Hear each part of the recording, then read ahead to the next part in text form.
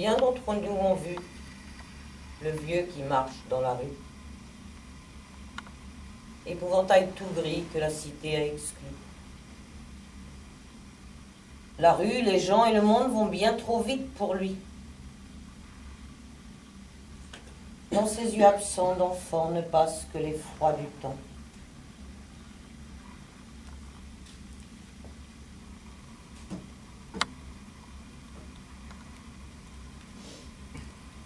Pour descendre, remonter 6 étages d'escalier, il faut l'éternité. Quelle faute a-t-il pu commettre, ce vieux tout gris qui traîne ses vieux membres rassis? C'est un extrait d'une chanson qui a été écrite par François Béranger en 1973-15. Cette chanson m'est revenue en mémoire au mois de décembre 2017, lors d'un séjour que j'ai fait à Nantes. Un séjour de quelques jours. Je me suis rendue là-bas pour soutenir les étudiants nantais qui commençaient de plus en plus à squatter des lieux dans la ville de Nantes et aussi des salles dans la fac de Nantes et même le château qui est dans le jardin de la ville de Nantes, enfin dans la fac de Nantes, pour accueillir des jeunes migrants, mineurs. Et pour moi, il a été important d'aller aussi soutenir ces actions-là. De ce fait, dans la journée, j'ai eu l'occasion de me promener dans la ville de Nantes, d'être là. Et j'ai été confrontée à nouveau à l'exclusion. Ce couple assis, adossé à un arbre dans le froid, pendant que d'autres couples font les emplettes de Noël dans la surconsommation ambiante. Donc ce couple adossé là à l'arbre dans le froid qui a pour seul bien les quelques sacs qui sont regroupés autour de lui. Plus loin, des jeunes alcoolisés qui sont là aussi dans le froid à l'abri d'une porte cochère. Le chien, le chapeau à leurs pieds.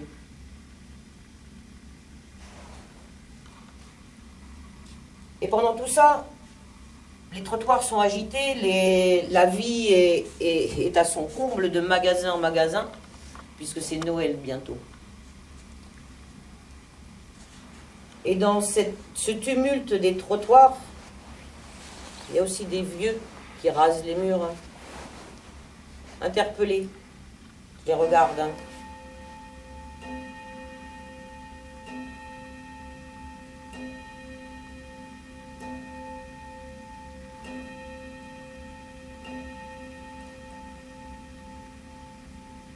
Pourquoi rasent-ils les murs? Pourquoi doivent-ils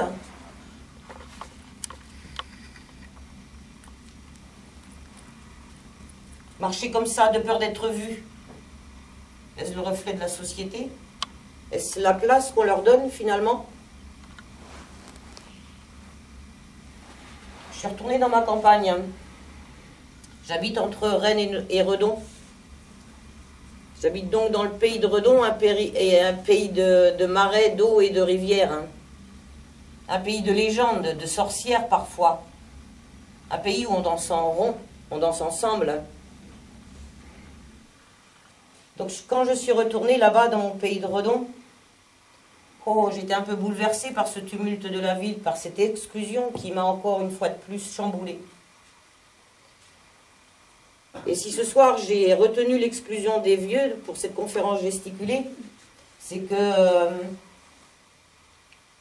j'ai passé beaucoup de temps avec des vieilles personnes, et dans ma vie personnelle et dans ma vie professionnelle.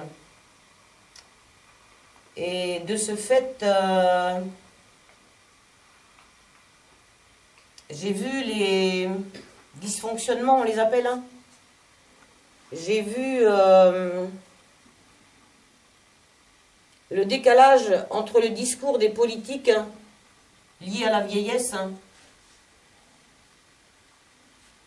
Je vois, je perçois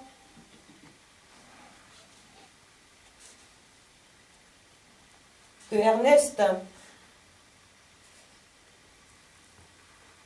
mais aussi Milly. Sont des clients et une marchandise. Voilà. Je suis Marie-Jeanne,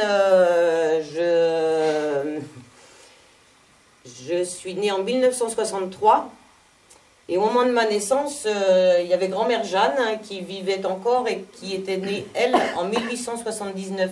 C'était mon arrière-grand-mère. Hein. Pendant 3 ans, les 3 premières années de ma vie, j'ai vécu donc dans une pièce en terre, hein, dans le milieu rural, paysan, ouvrier du pays de Redon, avec grand-mère Jeanne, hein, 85 ans, avec grand-mère Marguerite, sa fille, hein, à peu près mon âge à l'époque, et grand-père Eugène, son mari. Et puis il y avait aussi ma mère, hein, mon frère et ma tante. Hein. Donc on vivait tous les 7 dans cette maison. Une maison où j'ai le souvenir de beaucoup de chaleur. Hein. Autant la chaleur de la cheminée, un grand foyer avec un feu qui crépitait. La chaleur de l'écurie juste à côté, derrière la porte. La chaleur des bougies qui éclairaient encore la maison puisque la fée électricité n'était pas encore arrivée dans nos campagnes. Et le temps marqué par une horloge. Celle-ci est un héritage de mes grands-parents paternels. À la maison, il y en avait une autre grande avec un balancier qui marquait le temps. Le temps s'écoulait, me semblait-il, paisiblement, chacun ayant sa place dans la maisonnée.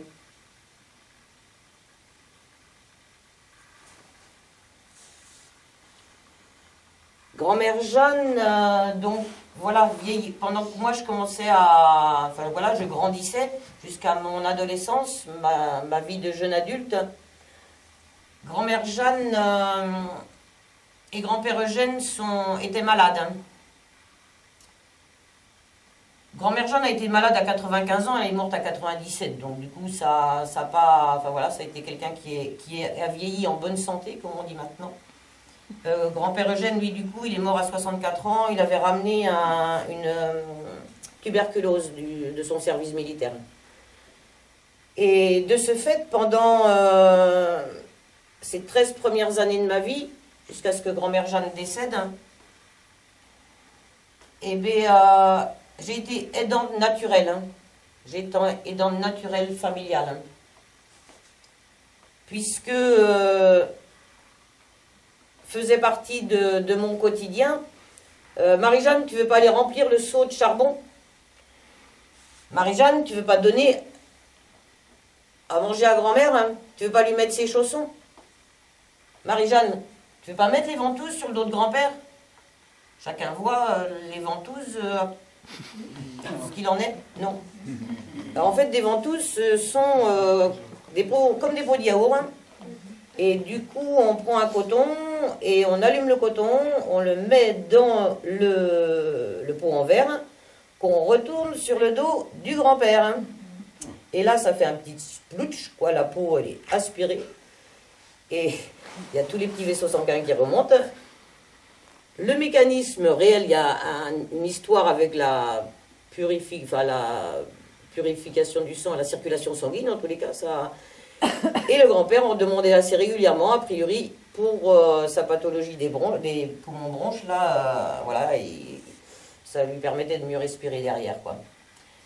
Marie-Jeanne, tu veux pas aller vider le seau, il est encore plein, le motoban. Donc voilà, j'étais une aidante naturelle familiale avec ma grand-mère, Marguerite, donc ma vraie grand-mère, et ma mère, et Monique, qui après ma tante, qui elle est partie de la maison.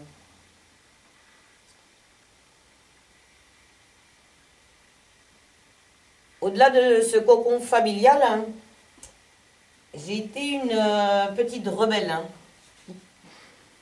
Alors, est-ce que c'était pour essayer de, voilà, d'aller me confronter un peu à l'extérieur, puisque c'était plutôt de l'amour que je recevais au sein de la maison, donc j'avais sans doute un peu besoin d'aller me confronter. Je me confrontais aussi avec le grand-père et la grand-mère, rassurez-vous. Hein. Mais j'étais en Bretagne avec des personnes vieilles pratiquantes catholiques.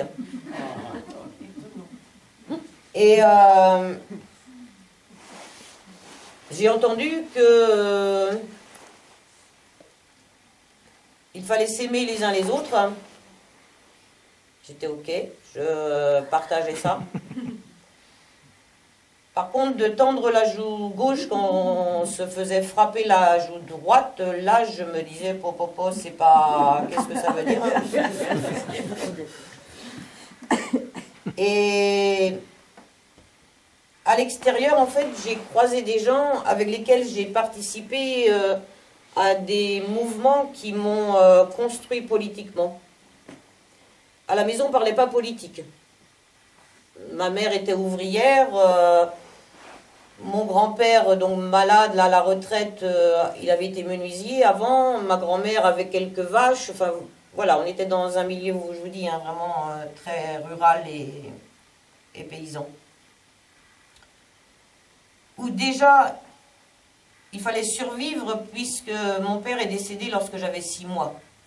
Donc, il y avait sans doute d'autres tracas. Et j'ai fait partie du MRJC, du mouvement rural de la jeunesse chrétienne. Hein. J'ai aussi fait partie d'une maison d'animation de culture et populaire, la MACEP, hein, qui, elle, promouvait la promotion, c'est bien. Ouais, la culture bretonne, quoi, qui organisait très régulièrement des Fesnos et Fesdes à Rieux, mais il y avait 850 personnes dans la salle paroissiale aux Fesnos. On dansait comme ça, on n'avait pas la place de lever le verre pour boire les bières à la buvette. C'était l'époque des babacools où les mecs avaient les cheveux longs, ils venaient aux Fesnos avec les charentaises, les chemises du grand-père, voilà, enfin bon. Ernest venait aux Fesnos aussi, mais à l'époque, il était plus jeune. Il avait la barbe moins blanche, même si elle était déjà longue. C'est pour ça, il a gardé un petit peu ses cheveux longs.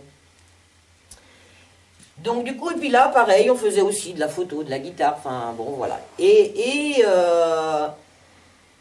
donc ça m'a ouvert, voilà, ça m'a ouvert de ce cocon familial où c'était plutôt, c'était plutôt la religion qui était au centre de leur vie, quoi.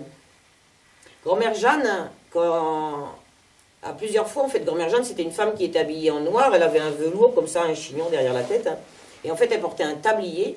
Et du coup, là, il y avait des pièces devant son tablier parce qu'elle passait quand même, quand elle avait 80, au-delà de 90 ans et qu'elle marchait plus beaucoup, elle passait une grande partie de sa journée à côté de la cuisinière, au moins l'hiver, et dehors au soleil l'été, où elle égrenait son chapelet entre ses doigts et son tablier, et du coup, elle en faisait des trous dans son tablier.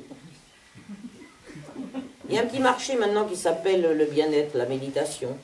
Je pense que grand-mère, elle, devait se relier à elle-même en égrenant aussi son chapelet.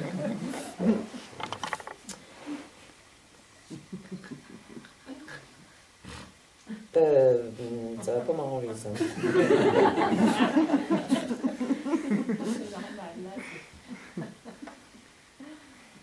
Donc voilà, j'allais à la MACEP, au MRJC.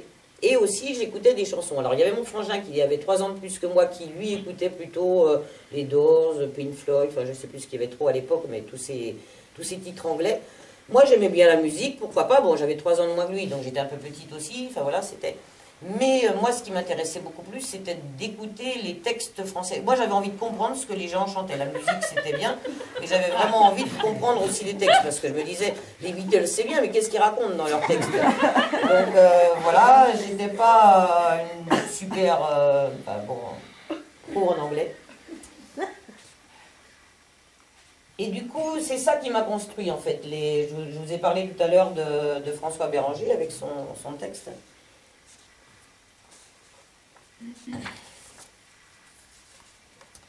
Quand tous les affamés et tous les opprimés entendre tous l'appel, le cri de liberté, Tous les chaînes brisées tomberont pour l'éternité.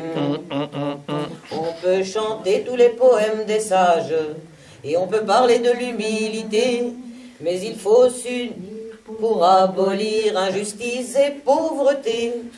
Les hommes sont tous pareils, ils ont tous le même soleil. Il faut, mes frères, préparer le jour de clarté, quand tous les affamés et tous les opprimés entendront tous l'appel, le cri de liberté. Toutes les chaînes brisées tomberont pour l'éternité. On peut discuter sur les droits de l'homme et on peut parler de fraternité, mais que les hommes soient jaunes ou blancs ou noirs, ils ont la même destinée. Laissez vos préjugés, rejetez vos vieilles idées, apprenez seulement l'amitié. Pour le jour de clarté, tous les opprimés entendent tous l'appel, le cri de liberté. Toutes les chaînes brisées tomberont pour l'éternité. On ne veut plus, c'est un peu fou, hein. On ne veut plus parler de toutes vos guerres, et on ne veut plus parler de vos chants d'honneur. On ne veut plus rester les bras croisés comme de simples spectateurs. Dans ce monde divisé, il faut des révoltés qui n'auront pas peur de crier, pour que les affamés et tous les opprimés entendent tous l'appel, le cri de liberté. Voilà ce que j'aimais. J'aimais croiser des gens et avec qui on chantait comme ça.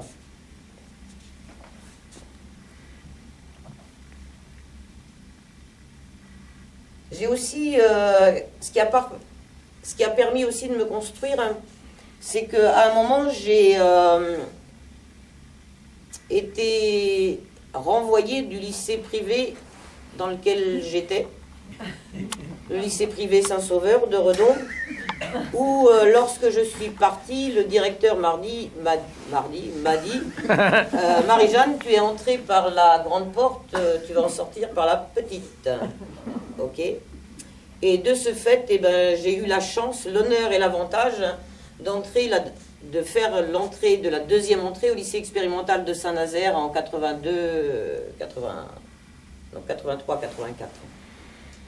Et ben là, que voulez-vous, sortant de mon pays de Redon, de marais et de légendes, j'ai découvert des quepons qui venaient de Marseille avec des cheveux bleus, des profs qui eux aussi avaient des charentaises, des chemises de grand-père, des cheveux longs jusque-là, des gens qui nous disaient qu'on avait le droit de dire ce qu'on pensait.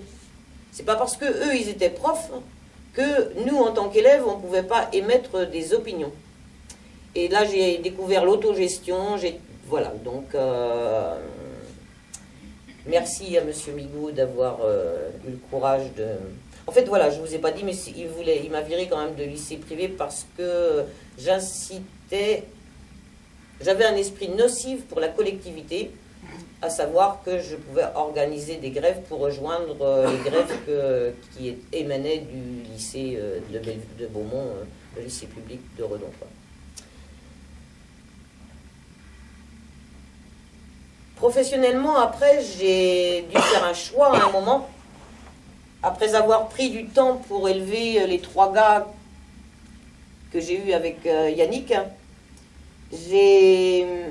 même si j'ai un côté un peu féministe, hein, il va sembler inconcevable de ne pas rester avec les gars le temps qu'ils étaient petits. J'ai eu besoin de materner, je pense, comme moi j'ai reçu l'amour de toute cette famille en étant enfant. J'ai eu cette éducation-là et c'était évident pour moi que c'était aussi ça qui était important pour eux. Mais voilà, après que le dernier soit rentré à l'école, je me suis dit, j'avais envie de travailler. J'avais envie de travailler, alors j'avais envie d'avoir des relations sociales en fait. Je voulais quitter le milieu familial et seulement du quotidien avec les gars. Et j'avais envie de relations sociales. Et de ce fait, par un travail que je voulais faire à mi-temps, de toute façon, pour pouvoir encore être présente avec les gars au quotidien. Et l'idée m'est venue de faire de l'animation à domicile auprès des personnes âgées, puisque je suis titulaire d'un BTEP, un brevet d'état d'animateur technicien de l'éducation populaire et de la jeunesse, option animation et tourisme en milieu rural.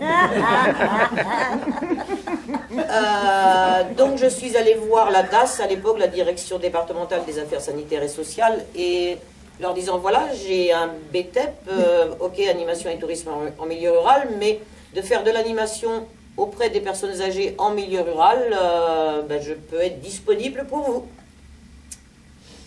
Et qui va financer ce genre de poste, madame? Justement, je venais en parler un petit peu avec vous pour pouvoir voir comment on pouvait s'arranger. Donc ça, c'était 2000, l'année 2000, et c'était pas d'actualité encore. Les politiques sociales n'avaient pas encore... Enfin voilà, de faire de l'animation au domicile, c'était pas envisageable. Et bon voilà, donc du coup j'ai fait là à ce moment-là une formation d'aide-soignante pour travailler auprès des personnes âgées à domicile. Hein. Et j'ai fait ça pendant quelques temps. J'ai aussi été animatrice en EHPAD, hein, en établissement d'hébergement pour personnes âgées dépendantes. Et là, récemment, j'ai fait une formation de RSSP, responsable de secteur de service à la personne. Voilà. Salut.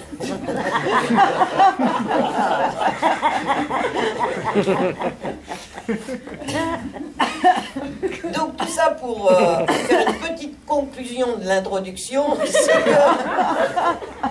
que vous voyez bien que mon enfance a été bercée dans les bras des vieux, et que après ma vie professionnelle a été animée par le regard des vieux que j'ai accompagnés. Je prends un réel plaisir à être en compagnie des gens vieux.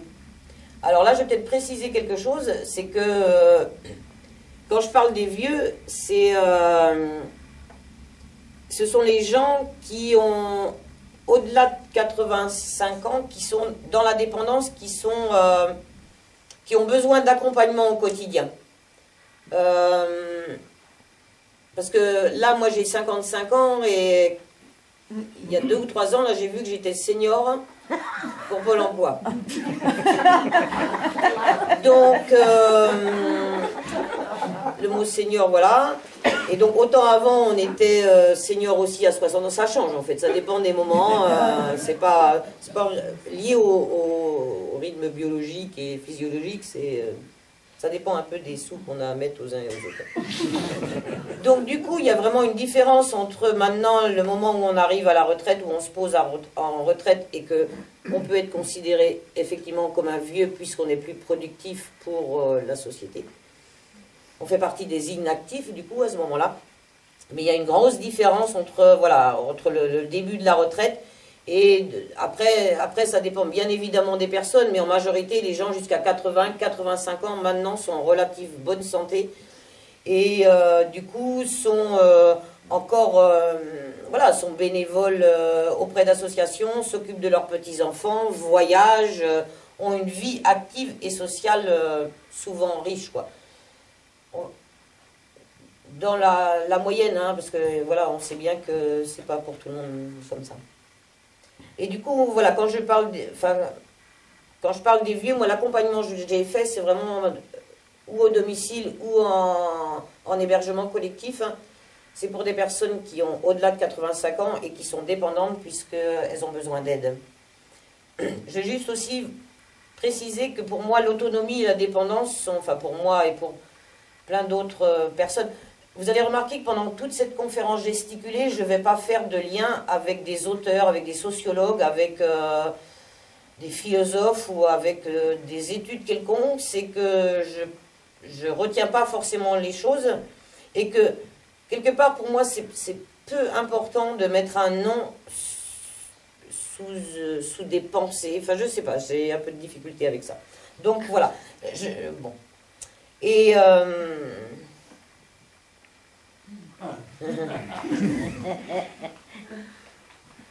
oui, autonomie et dépendance. L'autonomie, c'est quand quelqu'un est autonome, c'est qu'il a la capacité de penser pour lui-même et d'agir pour lui-même. Quelqu'un d'indépendant, est-ce qu'il y a quelqu'un d'indépendant dans la salle? Indépendant. Ça dépend. Je pense pas. Donc, Je suis ultra dépendante. Comment? Indépendant de quoi? Ben voilà, indépendant de quoi? Et est-ce qu'il y a des gens dépendants dans la salle? Oui. Levez la main pour voir les gens dépendants. au Côte du Rhône. Ça dépend. Il y a beaucoup de choses qui dépendent de beaucoup de choses, finalement, ouais. Mais il y a quand même moyen, il me semble-t-il, parce que quand on dit qu'on est autonome, là, vous vous sentez autonome ou pas autonome, hein? Ouais. Chacun d'entre nous est autonome. Hein. Et on ne sait plus si on est dépendant ou indépendant de... Voilà. Mais moi, il me semble... Voilà, ça dépend des choses, mais on est dépendants des uns et des autres. Là, je veux dire, Jérôme... il baise la lumière et il se casse, et bien je vais m'en aller aussi. Je suis dépendante de sa lumière quelque part. C'est pas... mais on en est là quand même. Donc, après, de faire des établissements d'hébergement pour personnes âgées dépendantes, ouais, moi j'ai besoin d'être accompagnée de Jérôme ce soir. Hein. J'ai besoin de vous. Parce que, bon, enfin, j'aurais pu parler au banc si j'avais répondu avant, mais... donc voilà.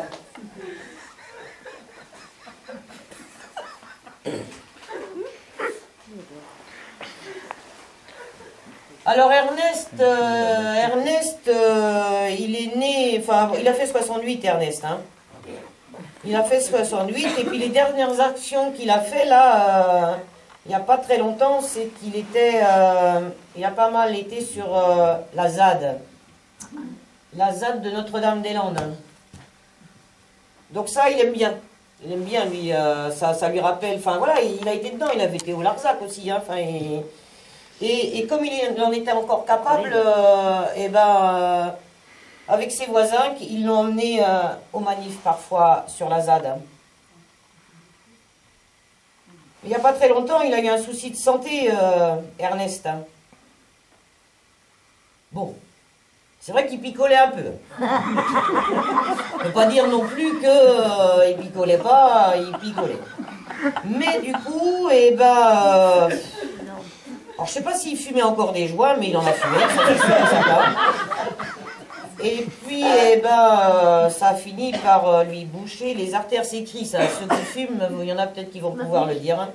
C'est écrit sur les paquets de clopes que ça peut nous boucher les artères. Et du coup, ben, bon an, mal an, voilà qui pas que notre ami Ernest, eh ben, il est devenu dépendant. Il est devenu dépendant et fini la canette de bière. Parce qu'il y a une entrée en établissement d'hébergement pour personnes âgées dépendantes.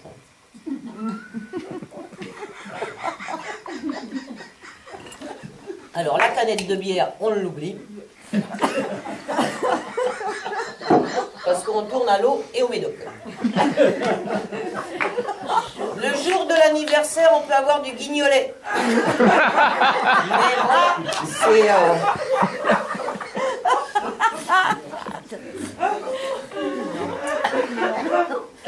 Alors moi, en tant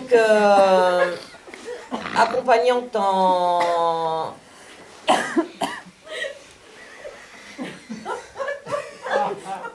EHPAD comme animatrice, hein, les politiques sociales, enfin, ceux qui décident là, de qui fait quand, quoi, comment, qui donnent les bonnes recommandations, qui savent comment nous, sur le terrain, avec nos petites mains, nous les infirmières, nous les aides-soignantes, nous les auxiliaires de vie, nous les animatrices, hein, nous les AMP, aides médico-psychologiques, nous les psychologues, eux les kinés, eux les directeurs financiers, eux les responsables de structure, eh ben, ils nous demandent de faire des projets d'accompagnement personnalisés.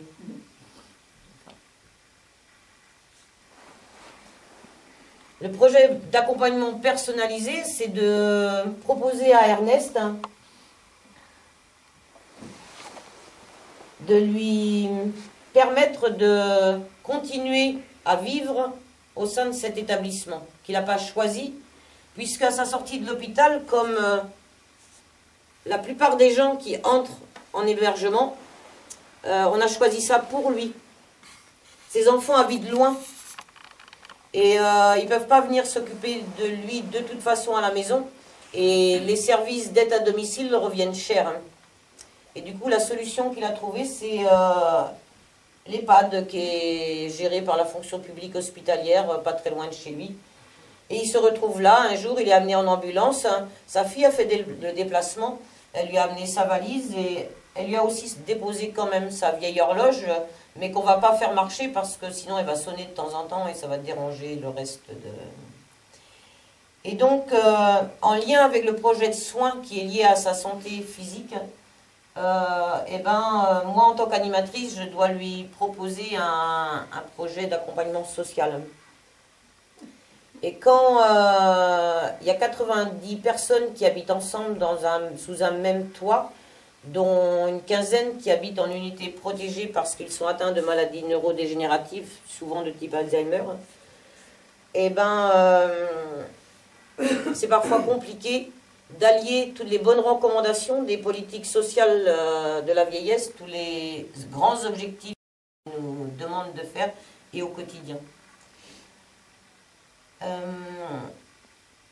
En fait, là maintenant, on a l'impression que les pouvoirs publics se rendent compte qu'il y a des vieux, qu'il y a quelques années en arrière, il y en avait un peu moins, et que là, ceux qui sont nés dans les années 50-70, c'est qu'ils ont vieilli eux aussi, finalement. On les a crus jeunes, hein, parce que c'était des babes, c'était des... Voilà, enfin, pas que ça, mais n'empêche qu'ils vieillissent aussi. Donc là, on est en train de se dire, mais qu'est-ce qu'on va faire de tous ces vieux qui nous arrivent sur les bras? En fait, la structure, tout à l'heure, je vous ai parlé que ma grand-mère était née en 1879, donc ça fait 150 ans. Ça fait 150 ans, je ne sais pas comment, enfin, elle vivait dans sa fratrie, ils étaient 12 ou 13, je ne sais pas, il y avait plein de grandes tantes. Et moi, quand je suis née, donc elle avait 85 ans, là, on vivait tous ensemble, et ça, c'était encore en milieu rural, mais déjà, ça devenait compliqué dans certaines familles parce que l'exode rural dû à l'industrialisation d'après-guerre, la société de consommation qui se mettait en place, en fait, les familles sont parties des campagnes et ont laissé les vieux, les vieux ne voulaient pas aller en périphérie des villes, dans les jolis lotissements qu'ils ont construits les uns après les autres. Et du coup, là, c'est à partir de 1960, en fait, que les pouvoirs publics se sont dit, il va falloir quand même qu'on réfléchisse à comment on fait pour pouvoir, que les vieux puissent vivre dignement, puisque ça, c'est vraiment le mot aussi très, très tendance, pour que chacun puisse vivre dignement. Donc voilà, il y a eu le rapport de Pierre Laroque, là, à ce moment-là, qui a vraiment montré que les gens voulaient vieillir chez eux, et donc il fallait favoriser les politiques pour pouvoir permettre à ces gens-là de rester chez eux. De ce fait, il y a eu on a reconnu la profession de travailleuse familiale qui elle avait été, c'était dans les années 50 que les premières formations de travailleuses familiales qui elles aidaient plutôt les familles, les mamans dans les familles. Et du coup, on a continué à former les personnes essentiellement féminines. À 98%, c'est une population féminine qui est accompagnante. Enfin, dans certains, mais ouais, c'est beaucoup, beaucoup. Et donc là, il y a eu les premières aides ménagères qui pouvaient aider les personnes, mais plus dans les tâches quotidiennes de linge, d'entretien de la maison. Voilà. Après sont apparus les SSIAD, les services de soins infirmiers à domicile, où là, il y avait et des infirmières et des aides-soignantes qui venaient, là, mais pour la santé, le soin, comment on dit, prendre soin, enfin l'acte de soin, l'acte technique de soin. Et de plus en plus, puisque l'allongement de la vie s'accroît, puisque les gens veulent rester chez eux le plus longtemps possible, et il a fallu développer tout ce travail d'accompagnement à domicile. Donc il y a un diplôme d'État, le diplôme d'auxiliaire de vie sociale aussi, qui a été reconnu. On a voulu former les gens, on a voulu la professionnaliser, la profession. Alors, dans tous les métiers là, de sanitaire et de social, voilà, je ne vais pas les réénumérer, mais voilà, l'IDE, l'AS, l'AMP, l'AVS, vous voyez comment on parle dans le jargon là. Eh ben, on a besoin de toutes ces femmes-là. Je pense que si toutes ces femmes-là se mettaient en grève, toutes les femmes qui bossent à domicile se mettaient en grève, il y aurait autant de morts que la canicule, non? Enfin, je ne sais pas, mais ça ferait du ravage, quoi. Et elles ne se mettent pas en grève. Elles ne se mettent pas en grève, même si elles partent à 8 heures, les auxiliaires de vie, par exemple. Moi, j'en ai fait l'expérience de ça. C'est de partir à 8 heures du matin de chez soi et de rentrer à 20 heures le soir. D'avoir des intervacations qui sont parfois de 3 quarts d'heure, mais du coup, quand même pas le temps de revenir à la maison.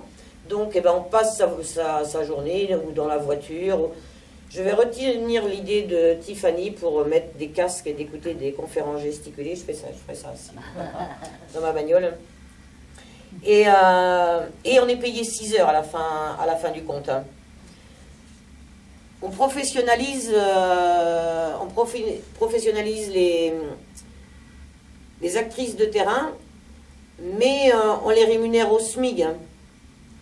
On les professionnalise, on leur demande d'avoir des compétences, on leur demande d'avoir du savoir-être et du savoir-faire, on leur demande d'être bien traitantes, on leur demande d'être bienveillantes, on leur demande de travailler avec respect, mais donc on ne les paye pas d'une part, mais moi en tant que responsable de secteur, je peux prendre aussi le téléphone à 19 h le soir. Allô, excuse-moi Katia de te déranger, mais demain là je suis embêtée parce que je sais bien que tu es en congé demain, hein, mais à 8 h j'ai personne pour aller chez Madame Dupont. Oh bah ouais, écoute Marie-Jeanne, je suis embêtée quoi, ma mère, enfin j'ai pas prévenu ma mère pour emmener mes gamins à l'école. Bon, attends, je vais l'appeler, t'inquiète, je vois quoi. Hop, 10 minutes après, allô Marie-Jeanne, bon c'est bon, ma mère va garder les gosses et je peux aller à 8 h chez Madame Dupont. Payé au SMIC. Parce qu'elles ont tellement une envie d'accompagner Milly, qui elle habite encore chez elle, hein, et bien qu'elles vont tout faire pour pouvoir aller la lever. Alors, sauf que dans les bonnes recommandations, on dit qu'il faut essayer au plus possible de garder les capacités restantes de la personne. Il faut être au plus près de ses habitudes de vie, être au plus près de ses besoins et de ses désirs, ne pas faire à sa place. Chez Milly, en fait, il y a 3 quarts d'heure de programmé d'intervention le matin pour l'aider à coiffer son chignon, pour l'aider à s'habiller, après l'avoir levé, enfin bon voilà. Donc l'idée c'est d'aller lever Milly, de lui faire sa toilette, de la préparer, de l'habiller, et après de lui préparer son petit déjeuner et de l'installer au petit déjeuner.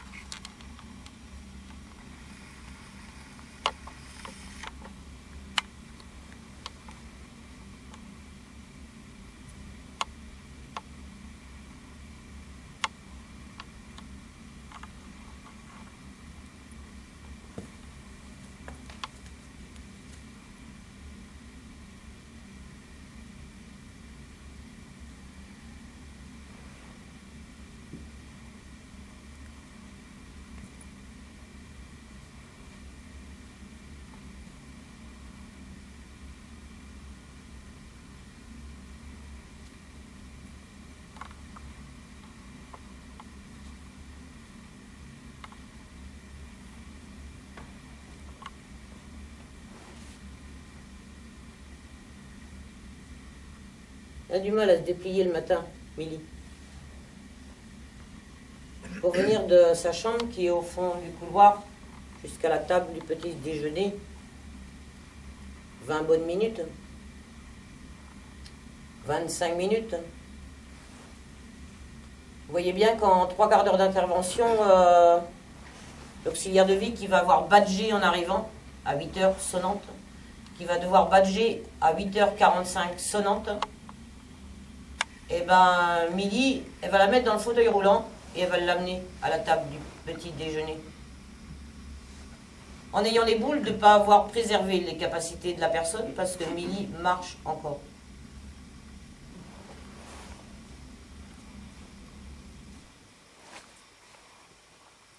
Je ne sais pas s'il y en a des collègues qui travaillent dans les EHPAD, et on voit bien dans tous les reportages de télévision, et on voit bien la souffrance des uns et des autres quand on les malmène.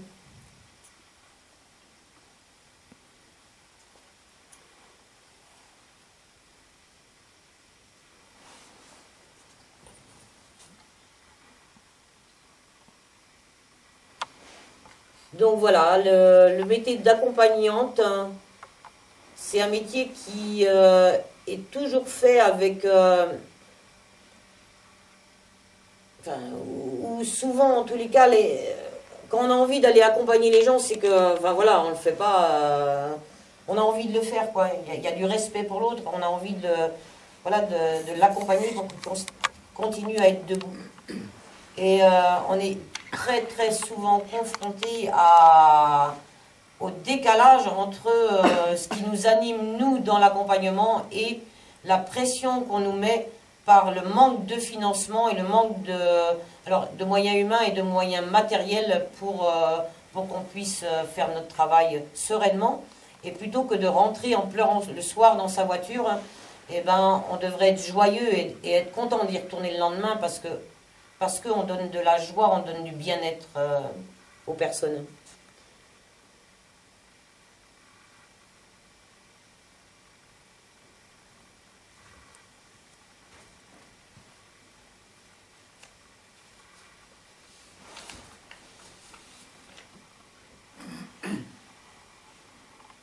Quand est-ce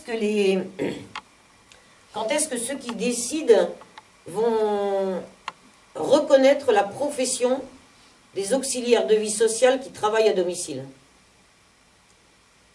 Quand est-ce qu'ils vont se rendre compte que si elles abandonnent leur poste, c'est une partie de nos ancêtres qui s'en va, quoi.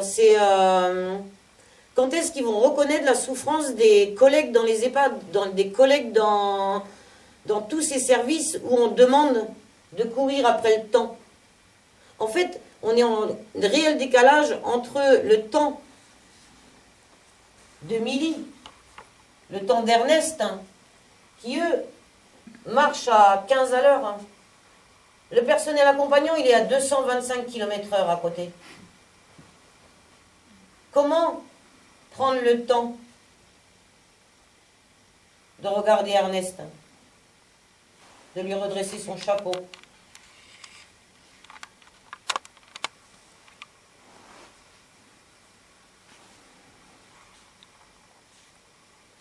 Nous qui sommes sans passé, les femmes, nous qui n'avons pas d'histoire, depuis la nuit des temps, les femmes, nous sommes le continent noir. Levons-nous, femmes esclaves, et brisons nos entraves. Debout, debout. Asservées, humiliées, les femmes, achetées, vendues, violées. Dans toutes les maisons, les femmes, hors du monde reléguées. Nous femmes esclaves, et brisons nos entraves. Debout, debout.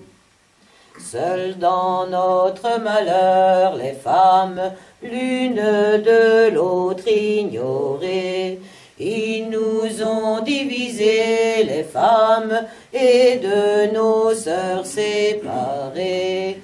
Levons-nous, femmes esclaves, et brisons nos entraves.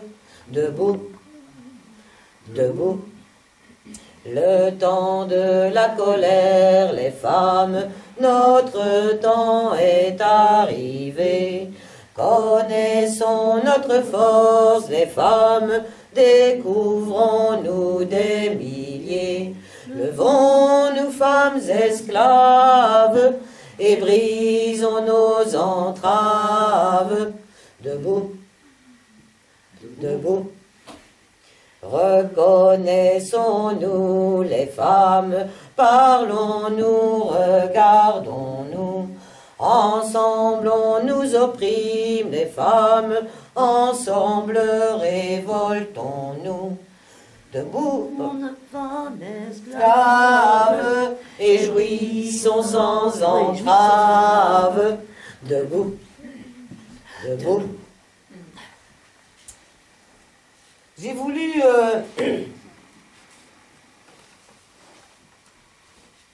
faire un petit clin d'œil à nous toutes là, qui toutes ensemble, mais il faut oser le faire, quoi. Combien de fois à l'EHPAD, je disais aux collègues, bon allez, on arrête de bosser, il y a sûrement les familles qui vont nous soutenir et qui, si on leur dit vraiment notre quotidien, ils peuvent que nous soutenir, quoi. Et en fait, ben, vu la précarité des unes et des autres, vu le besoin de ramener le salaire à la fin du mois, et ben du coup, on dit rien et on continue à marner dans tous les sens. Hein. Et chacun, en plus, restant dans mes expériences en EHPAD, là, moi j'étais dans l'accompagnement social avec une équipe d'accompagnement sanitaire. Hein.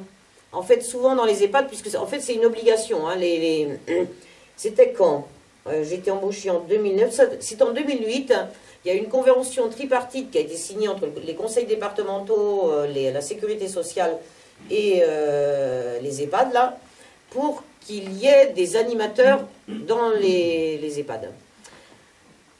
Parce que, en fait, c'est ça que j'avais commencé un petit peu à dire tout à l'heure, toutes ces professions, en fait, dans toutes nos formations, quelles qu'elles soient, on nous parle des besoins fondamentaux de Virginia Anderson.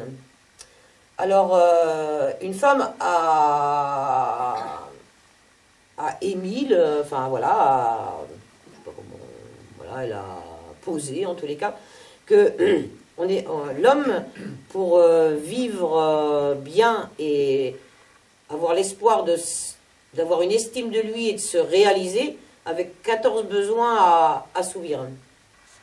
Et de ce fait, et ben dans les EHPAD et au domicile aussi, et ben on a, voilà, boire et manger, se vêtir, se dévêtir, dormir, être propre, se mobiliser.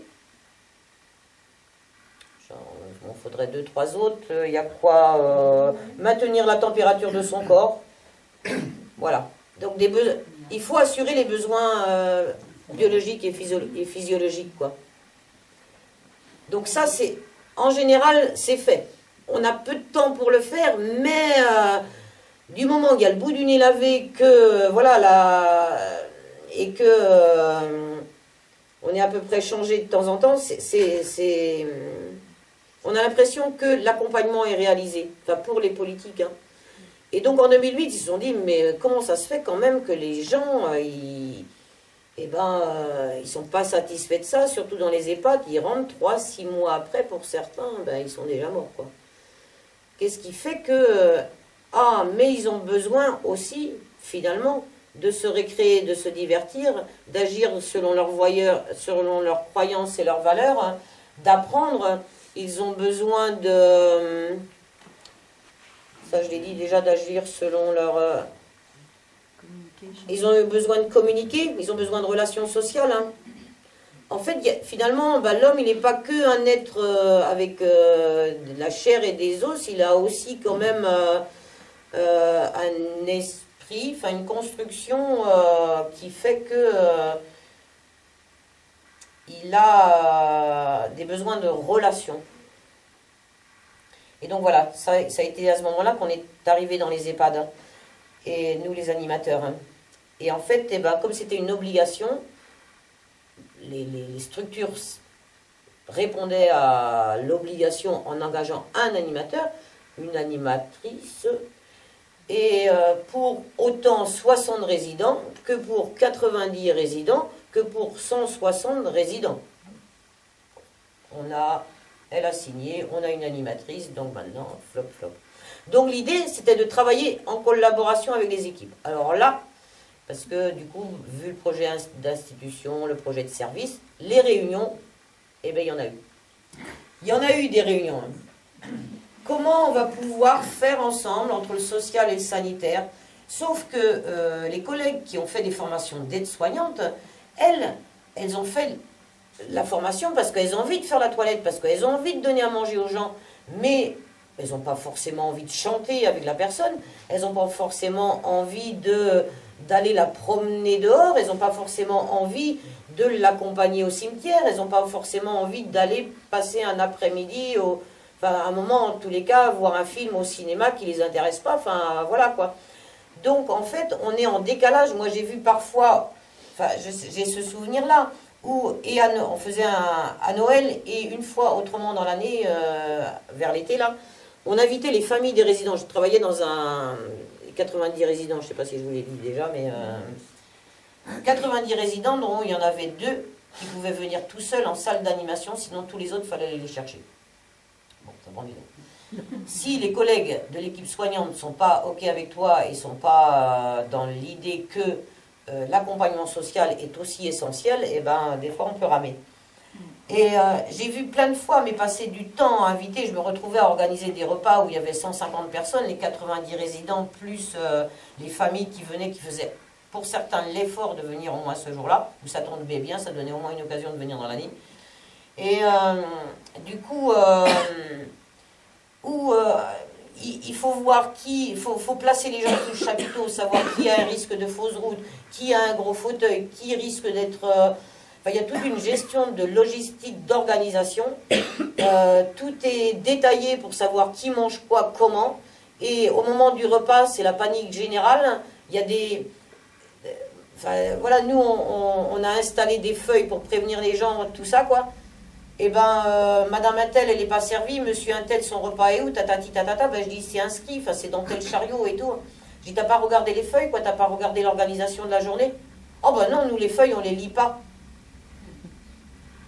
Et là, du coup, moi, je me rappelle avoir, une fois, je m'étais prise le bec avec une collègue, parce que je dis, mais arrête, c'est pas cool, quoi. Je veux dire, moi, comment on fait pas ensemble, quoi? Pourquoi on fait pas ensemble? Mais c'est parce que tellement... Elle surchargée le matin à devoir mettre les lunettes et le chapeau de Ernest, à devoir mettre le vernis à ongles et le bracelet qu'à tout prix Milly voulait porter pour cette journée-là, qui était caché finalement dans la tête d'oreiller par exemple. Donc on n'est pas assez. On n'est pas assez quand on sait que les gens marchent à 12 km/h, que nous on est à 225 km/h, c'est pas normal quoi. Pourquoi on n'essaie pas de revenir un peu chacun et pourquoi on n'est pas plus nombreux à accompagner ces vieilles personnes? Pourquoi? Ça fait de la dette. Parce que ça fait de la dette, parce que ça coûte cher. Alors du coup, il y en a qui se sont dit, il y a des petits vieux qu'on les... Je voulais juste finir quand même aussi, juste ça. C'est que dans la relation aussi des soignants, enfin, d'être dans le registre de travailler en collaboration, et que c'est parfois pas facile, entre le social et le sanitaire. J'ai eu l'occasion d'animer un atelier jardinage où on amenait les... Enfin voilà, l'idée c'était que ceux qui avaient envie de jardiner, il y avait pas mal de femmes qui aimaient faire ça. On préparait des jardinières de fleurs qu'on posait après sur le rebord de la fenêtre de leur chambre comme beaucoup pouvaient avoir à leur domicile, quoi. Et donc du coup, on allait acheter le matériel, enfin le terreau, les fleurs, tout ça, ensemble avant à la gendarmerie, le jeudi, parce que moi j'avais le bus le jeudi. On avait un bus pour 460 résidents, pour 4 structures différentes, donc moi c'était le jeudi. Donc on allait le jeudi acheter ça, et du coup après on faisait l'atelier.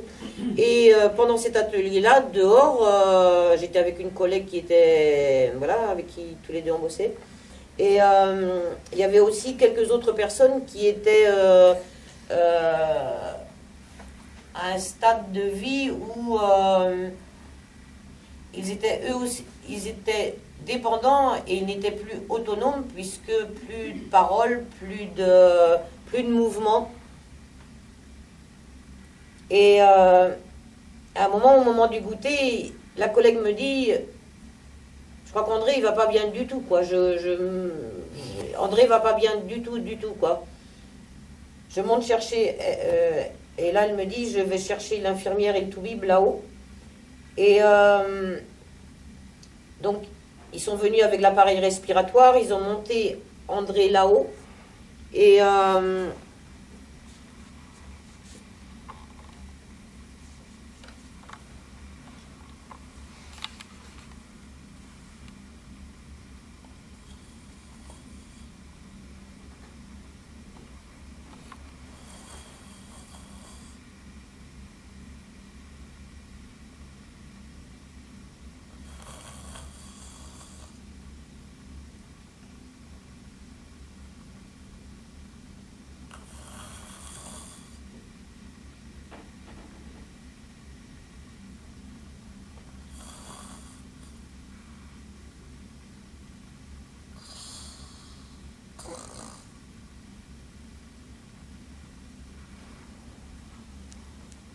André a vécu 6 mois de plus. Je me suis promise que si une autre situation de ce genre arrivait dans le jardin,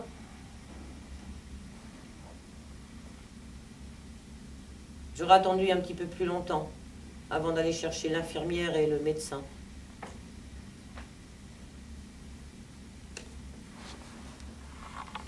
Voilà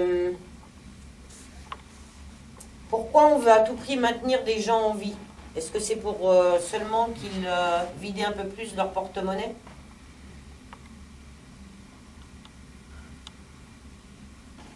J'ai regardé des reportages sur le net, j'ai lu quelques articles concernant les EHPAD privés. Moi, j'ai pas d'expérience, j'ai toujours fait le choix de ne pas travailler dans des entreprises privées pour accompagner les personnes âgées en tous les cas. Et parce que j'estime vraiment que c'est pas juste quoi, de la façon dont ils procèdent.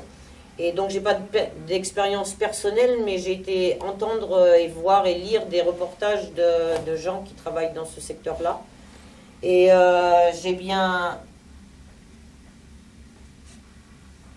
je me suis retrouvée voilà, dans leur souffrance, quoi, elle est là.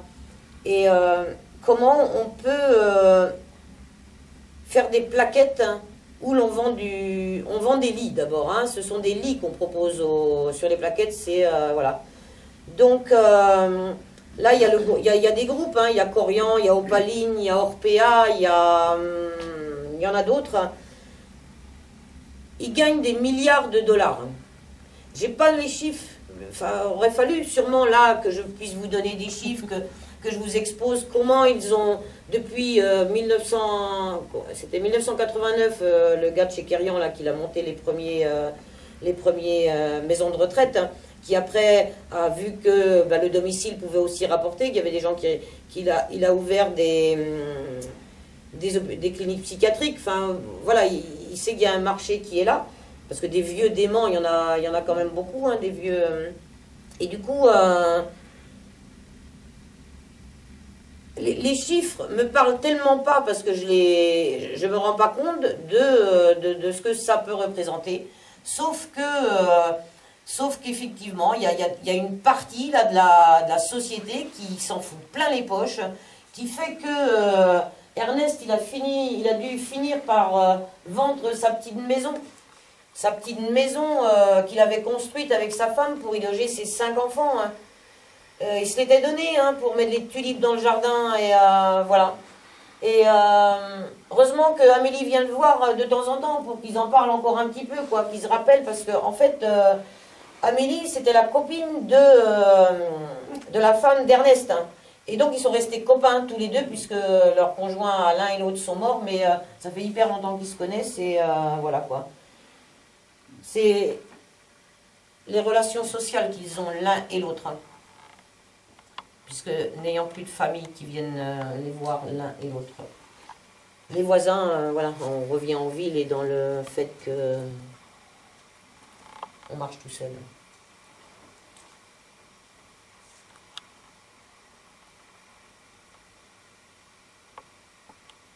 Donc ça, tout ça, voilà, c'est...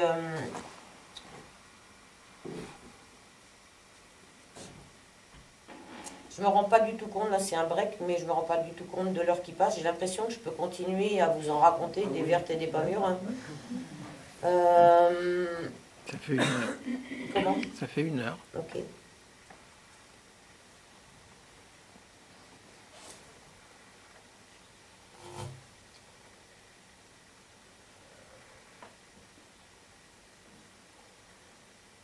Comment on va faire?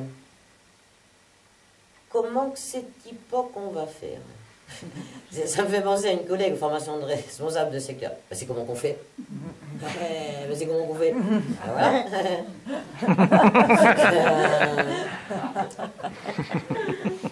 Donc oui, comment on va faire pour continuer? Comment? C'est du patron de Redon. Comment qu'on va faire pour que on puisse vivre ensemble? Vivre avec ces gens qui sont d'une... Il y en a, hein, des hyper chiants. Respirer, mais il faut, enfin voilà, on est avec l'autre au moment où on est. D'ailleurs, on parlait tout à l'heure des groupes Orpea et tout ça. Après, il y a aussi maintenant des centres de formation qui existent, je fais vraiment là une petite parenthèse, des centres de formation.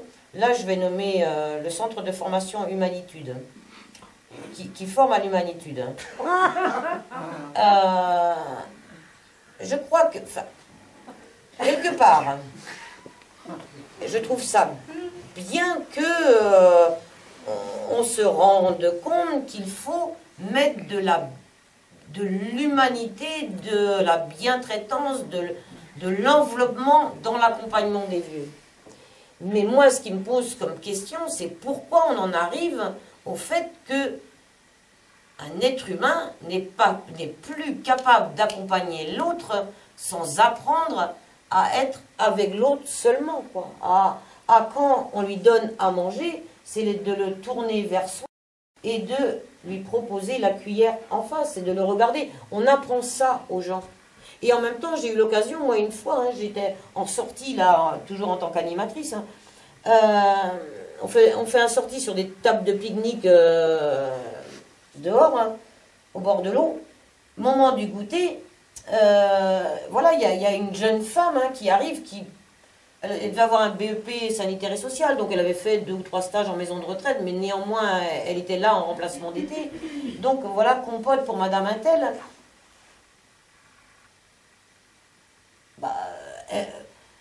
Donc, Marie-Jeanne, elle ne veut pas manger sa compote. Je dis, ah bon, c'est bizarre que Mélie ne mange pas sa compote, elle aime bien ça d'habitude, la compote, quoi. Et donc là, du coup, voilà, je prends le pot de compote et je donne la compote à Mélie qu'elle mange avec plaisir. Hein. Et là, j'ai vu qu'effectivement, de tendre une cuillère à une personne âgée qui ne voit pas, vous voyez bien comment elle a une cataracte, là, qui n'a pas été opérée, donc c'est pour vous dire que c'est lunettes, hein. Elle ne peut pas. Mais là, on est arrivé à un stade où l'être humain, on a besoin de lui dire de regarder l'autre pour être en communication avec l'autre, quoi. Donc c'est ça, moi, qui... Alors, voilà, effectivement, on forme les gens, c'est une chose, mais de là à créer des concepts, de là à les envelopper dans des... vous savez, c'est estampillé, donc c'est chasse gardée, là, et c'est des formations qui coûtent hyper cher pour les structures. Bon, voilà, je me pose un peu la question quand même par rapport à... Est-ce qu'on ne se sert pas de la souffrance et de tout ça pour ramener, voilà. Je ne vais pas en parler là maintenant, mais sinon il y a un autre concept qui s'appelle la validation, et c'est l'accompagnement là, des gens qui sont des gens hyper vieux, là, qui ont au-delà de 90 balais et qui sont déments, et l'idée c'est de soulager un petit peu leur souffrance avant de pouvoir partir, et ça je trouve ça chouette. Bon, mais ça reste un concept qui coûte de l'argent, quoi. Moi, j'ai l'impression que ça, c'est des relations humaines, et on se dit... Enfin, voilà, j'ai montré à... Je me rappelle plus comment elle s'appelait, cette petite jeune. Ben, je lui dis, regarde, Sophie, ben, c'est mieux, tu vois, tu tournes Milly vers toi, tu t'assois en face d'elle et tu lui donnes à manger. Enfin, il n'y a pas besoin non plus forcément d'avoir des théories, des concepts pour ça, je sais pas. Ça, c'est des questions que je me pose. Voilà, donc j'en étais où avant ça, là, que j'avais fait un break. Comment on va faire? Ah ouais, comment que c'est dit qu'on va faire? Comment que c'est dit qu'on va faire? Comment que c'est dit qu'on va faire? Ben, y en a qui font déjà un peu, hein. C'est soit on met, je sais pas moi, du cyanure dans les médocs et puis c'est efficace. Soit on se dit, eh ben, on est ensemble et on vit ensemble du jour de notre naissance jusqu'au jour de notre mort. Et on fait attention aux uns et aux autres d'un bout de la vie à l'autre bout de la vie. Hein. Et pourquoi on doit isoler les vieux, retirer les vieux de leur place à un moment, quoi. Alors que c'est eux qui nous ont construits, c'est eux qui, voilà, je l'ai déjà dit, mais qui ont fait qu'on est là ici ce soir. Hein. Et comment leur redonner la place au sein de la société, comment organiser comme à Langon, le bled où j'habite là-bas dans le pays de Redon. Depuis lundi dernier, eh ben, y a une association qui a mis à disposition un minibus, 9 places, et du coup le minibus il part à 9h30 du matin de Langon, il y a un quart d'heure de route, et il repart à midi un quart de Redon. Les gens ont pu faire leur marché et ils reviennent, quoi. Donc ça c'est rigolo qu'on doive y réfléchir, quoi. Mais en même temps, moi j'habite dans un village où il y a 3 maisons à vendre, et en plus il y a la maison d'Ernestine qui a 97 ans, qui est en maison de retraite, hein. Et ce sont des maisons autrement qui commencent à se délabrer et à tomber. Pourquoi il n'y a pas dans les facultés d'aménagement du territoire, comment aménager le territoire rural pour qu'on puisse y continuer à vivre, du coup? Ça empêcherait peut-être d'avoir d'autres lotissements qui bitument nos abords de bourg. Hein. Comment pas se servir déjà de ces murs existants, quoi? Comment au centre, enfin, comment oui ne pas faire dans les quartiers ça se fait de plus en plus, hein, des habitats intergénérationnels, des habitats regroupés, des habitats collectifs. Comment redonner de la considération à ces gens-là? Comment leur redonner la place? Hein. Après, comme on arrive à une génération où on voit bien que le collectif est d'actualité, moi il y a François Béranger dans la fin de sa chanson, là, il dit c'est à nous les vieux de demain de faire ici et maintenant, enfin de commencer à préparer ici et maintenant, quoi. Parce que si nous on n'organise pas un petit peu là dans 30 ans, c'est vrai qu'il y a ceux d'en haut et ceux qui croient que j'ai des sous dans mon porte-monnaie vont s'en occuper, quoi. Et ça va pas être juste. On va être seulement qu'une marchandise ou un client. Il n'en est pas question. Et là, il n'en est pas question. Et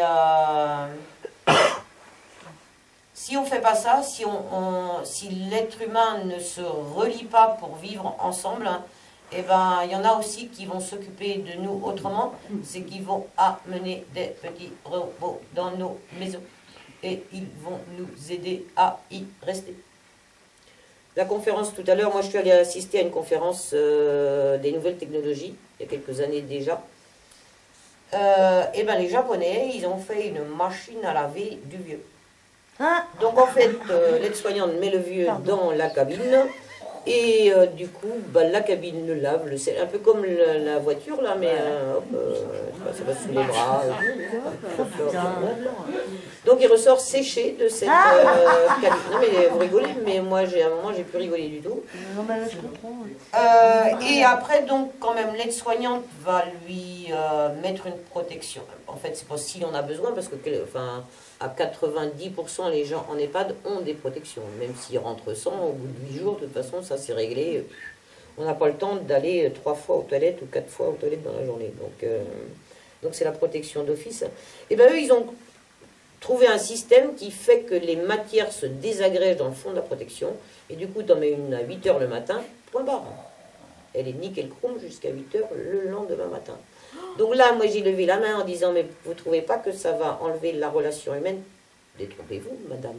C'est que tout le temps que va gagner l'aide-soignante dans toutes ces tâches techniques, dures pour le dos et tout ça, eh bien, ça va être de la relation avec la personne. Tu rigoles, hein? Eh bien, elles vont pouvoir emmener Ernest, qui nous arrive là des années 68 avec son gilet de bab et son envie de soleil. Hein. Parce que lui, donc ses dernières manifs, c'était à la ZAD. Et là, il a entendu parler quand même qu'il y avait les gilets jaunes dans la rue. Et ben lui, il aimerait bien qu'on puisse l'emmener dans son projet personnalisé d'accompagnement.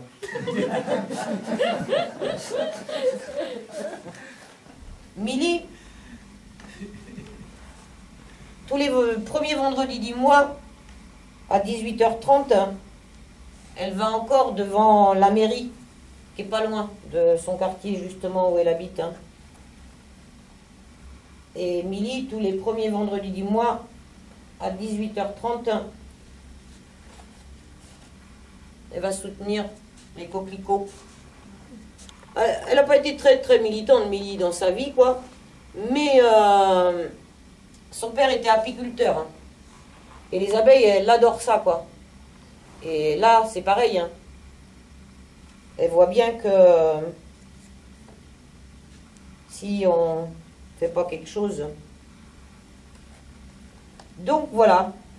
Milly, elle, j'espère qu'elle pourra les continuer longtemps. Soutenir les coquelicots.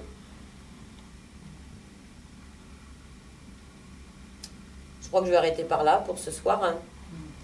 Si vous voulez, je veux bien chanter un dernier chant du Pays d'Ordon, là-bas, et vous inviter à danser avec moi. Si vous voulez me rejoindre, ça va être un truc assez simple, hein, en faisant bien attention de ne pas renverser les bougies sur la moquette.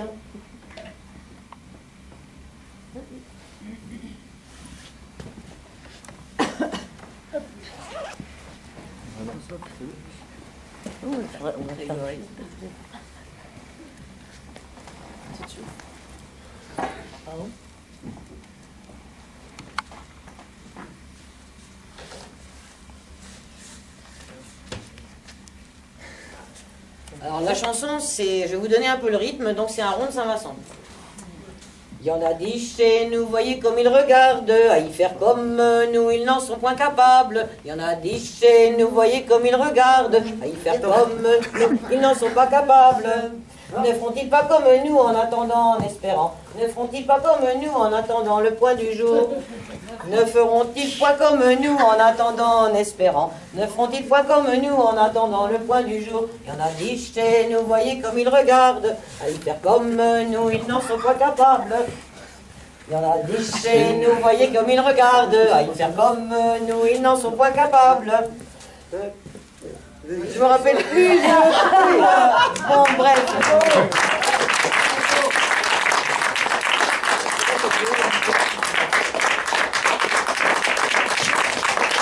Vous voyez, là, en 30 secondes, on peut faire quelque chose. Je suis sûre que si on s'y met tous ensemble, qu'on ait 5 ans et demi, 12 ans et 2 mois, qu'on ait 20 ans ou 26 ans et demi et 35 ballets, et les 55 et les 72, et on a un moyen de vraiment d'être ensemble là pour continuer. Merci.